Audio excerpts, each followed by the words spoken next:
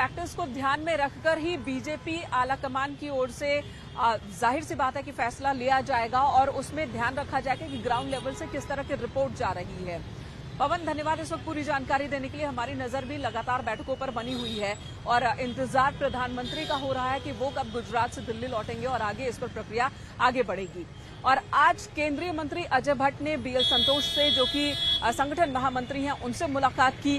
पर्यवेक्षकों की नियुक्ति की भी खबर आई, लेकिन इसी बीच जब रक्षा राज्य मंत्री अजय भट्ट से पूछा गया कि उनकी इस मुलाकात का उद्देश्य क्या है, क्या बातें हुई, तो उन्होंने यही कहा कि ये शिष्टाचार मुलाकात है। साथ ही उन्होंने ये जरूर कहा कि सीएम धामी के नेतृत्व में चुनाव लड़ा गया, तो ऐसे में अगर पुष्कर सिंह धामी को ही दोबारा सीएम बनाया जाता है तो उन्हें कोई ऐतराज नहीं है। सुनिए ये बातचीत।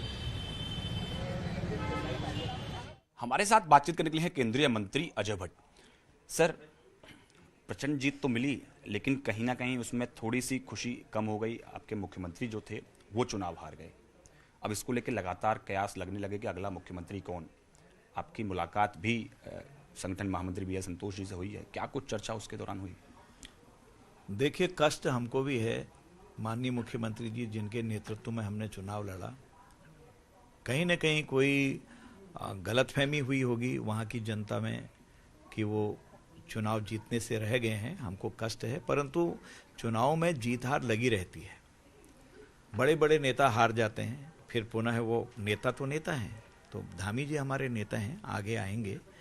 और मुझे जो संगठन मंत्री जी से मैंने भेंट की है वो एक शिष्टाचार भेंट थी।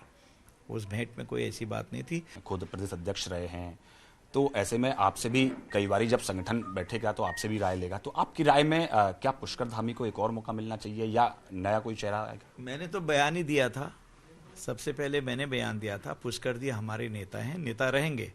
उनके नेतृत्व में हमने चुनाव लड़ा है।